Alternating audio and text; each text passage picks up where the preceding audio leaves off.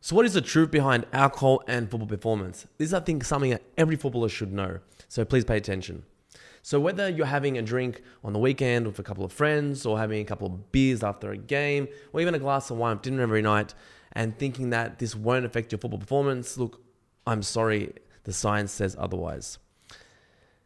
But for those wanting to have a drink from time to time, I'm going to share with you the best alcohol choices you can make that's going to lower the impact of alcohol on your performance. And I'm also going to give you a bonus supplement protocol that's also going to mitigate the effects of alcohol. So make sure you stay until the end. Now, for you that don't know, my name is Matt from Football Supplements, where our mission as a company is to unlock the genetic potential of footballers through nutrition and supplementation. Okay, so also before I go into the science and the details, I just want to reiterate that these videos are here not to tell you what you can and cannot do. They're here to empower you and give you context as to decisions you're making. So then you can make decisions as to what's best for your football performance by knowing all the details. And first of all, I need to answer a commonly asked question. Matt, how many drinks does it take to actually affect my football performance? Now, the answer is, according to the research, 7 to 14 drinks a week still significantly impacts the performance of a footballer.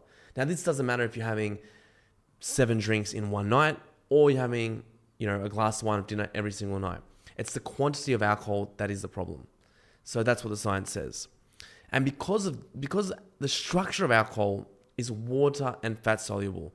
And what this means for you as a footballer is that it can seep through all the cells and all the tissues of your body. And this is why it's so problematic and has such a significant impact on your performance. But let's start with the basics, right? When you consume alcohol, your body prioritizes alcohol and breaking it down of everything else. Why? Because it's a toxin and it wants to get rid of it. So essentially, if we go through a hierarchy in how your body metabolizes these macronutrients, alcohol is the 4th macronutrient. So it goes alcohol, carbohydrates, fats, proteins. And here's where it gets interesting. When you consume alcohol, your body prioritizes breaking it down, and it reduces fat oxidation by up to 73%.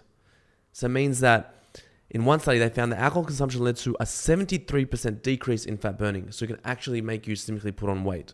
So while you're enjoying that cold beer, your body's basically putting on the brakes of fat metabolism. And not only does it mess up with the fat metabolism, it also messes up with your body's processing of carbs. Alcohol impairs the release of glucose from your liver, so your carbs from your liver. And this can negatively impact your energy levels throughout the week or throughout that day, because we know that carbohydrates is a primary energy source for footballers, and being as efficient as possible in terms of utilizing that energy source is critical for footballers. So alcohol is impairing that whole process. Now, another important topic to discuss is alcohol's impact on recovery and protein synthesis. Studies have shown that alcohol can reduce muscle protein synthesis by up to 37%.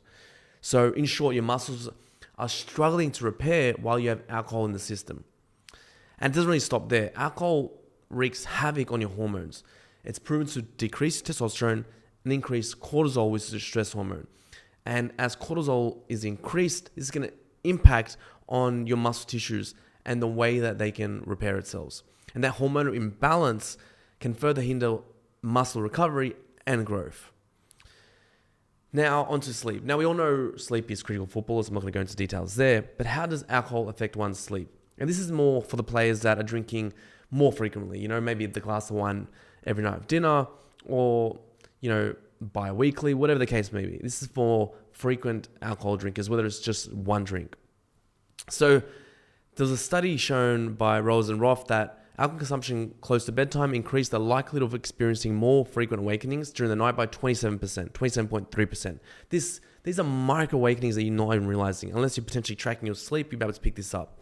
And also affects the REM stages of sleep, which is the rapid eye movement, which is also critical for you getting a restful night's sleep.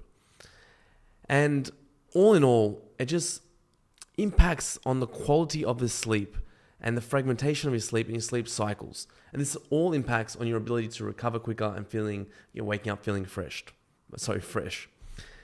Lastly, onto the negative effects of alcohol in terms of hydration. I think we all know that the more alcohol we drink, we feel dehydrated.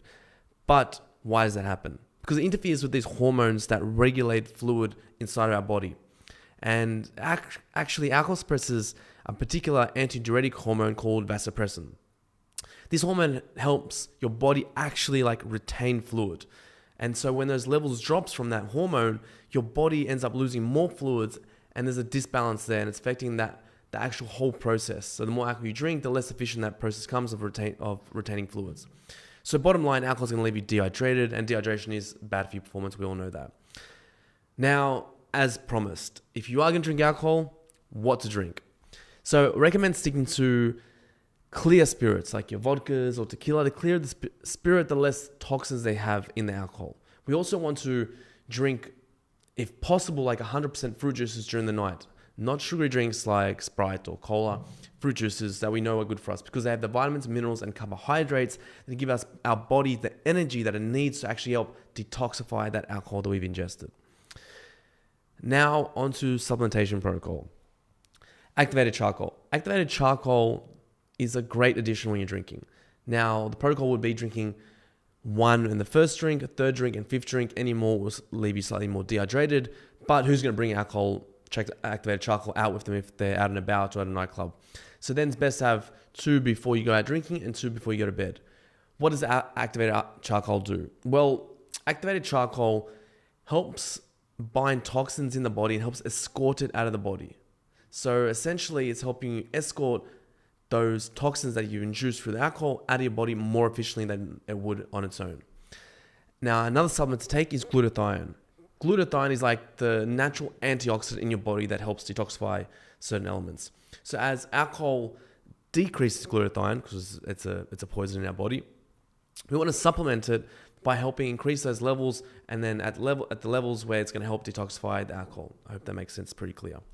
And lastly, step 3 is to make sure you're having some mineral supplement or hydration supplement that's going to help with the fluid loss that alcohol possesses, which we mentioned earlier. So number 1, stick to clear spirits with fruit juices. Number 2, take activated charcoal. And number 3 is take some glutathione supplements. Number 4, some electrolyte supplements. There's your protocol there.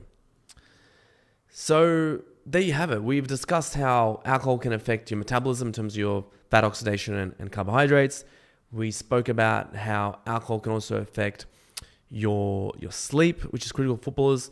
We spoke about how alcohol can affect your muscle recovery and protein synthesis. And we also spoke about how alcohol can make you dehydrated and affect certain hormones that are responsible for maintaining fluid balance in your body. Now, for those who want to drink frequently and on occasions, we think it is important, right? As humans, we want to enjoy ourselves. Recently, I heard Rio Ferdinand mention that on a podcast when he got to Manchester United, he wanted to level up his professionalism and he stopped going to nightclubs. And even the best of the best, like the Ryan Giggs, Ronaldo, so the most professional, still drank alcohol, but they just picked their battles.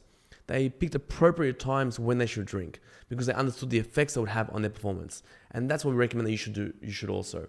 There is a time and place certainly to have alcohol and enjoy in the alcohol experience, but just be wary that at what cost it comes, and pick your battles whether it's actually worth intoxicating your performance and mitigating your performance for a night out.